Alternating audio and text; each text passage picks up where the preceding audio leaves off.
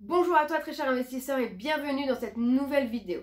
Je me présente, je m'appelle Angélique Capron, je suis agent commercial en immobilier et l'auteur du blog vivredelimmobilier.com.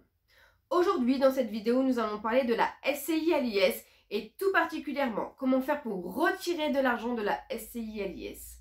Comme tu le sais, une SCI à l'IS présente énormément d'avantages et permet d'avoir une grande rentabilité. Mais comment faire pour retirer l'argent de cette SCI? C'est ce que nous allons voir dans cette vidéo. Mais avant d'aller plus loin, je t'invite à télécharger la formation gratuite que j'ai créée tout particulièrement pour toi sur les impayés ainsi que mon livre Vérifier la solvabilité du locataire. Je te mets le lien ci-dessous. Allez, c'est parti!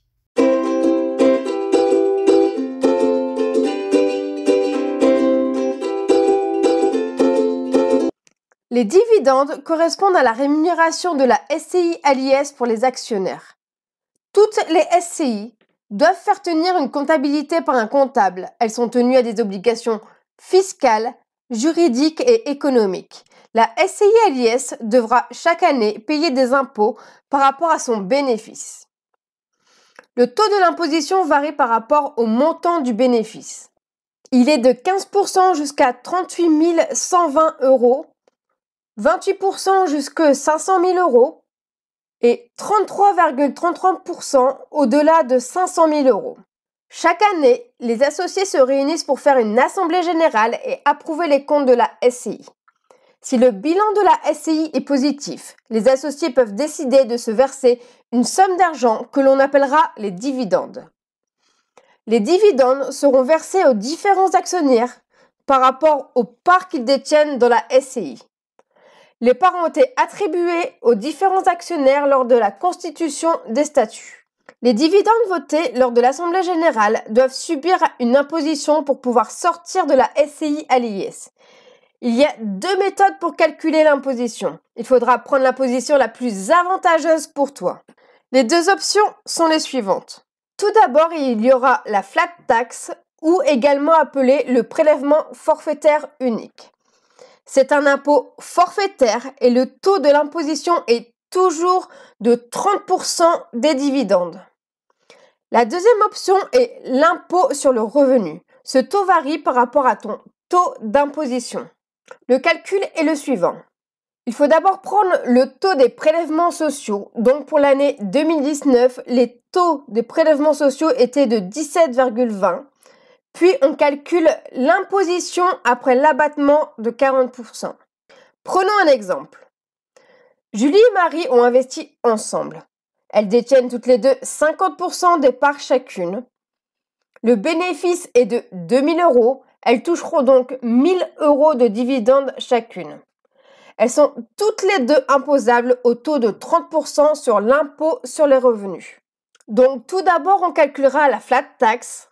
Donc pour calculer la flat tax, il faut prendre les dividendes. Donc les dividendes étaient de 1 000 euros fois 30%. On a un résultat de 300 euros. Puis on calculera l'impôt sur les revenus. Donc tout d'abord, on va calculer les prélèvements sociaux. Donc on prend les dividendes fois le taux des prélèvements sociaux pour cette année, donc l'année 2019, qui est de 17,20, ce qui nous fait un résultat de 172 euros. Après ça, on va calculer l'impôt sur le revenu moins l'abattement de 40%. Donc, on calcule l'abattement, ce qui nous fait 1 000 euros fois 60%. C'est égal à 600 euros. Donc, pourquoi 60%? Parce que 100 moins 40% égale 60%. Donc, le calcul de l'impôt sur le revenu est égal à 600 euros fois 30% égale 180 euros. Donc, le montant total de l'impôt sur le revenu est de 172 euros qui correspond aux prélèvements sociaux, plus l'imposition, donc de 180 euros, ce qui nous fait un résultat de 352 euros.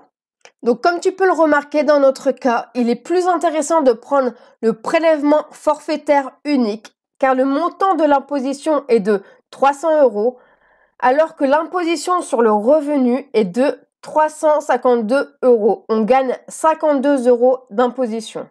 La SCI à l'IS permet d'obtenir une grande rentabilité car il est possible de déduire de nombreuses charges. Cependant, n'oublions pas que la SCI est une société et qu'il est impossible de prendre de l'argent sans l'approbation de l'Assemblée générale et le paiement des impôts. N'hésite pas à nous dire dans les commentaires avec quel régime fiscal tu investis et pourquoi.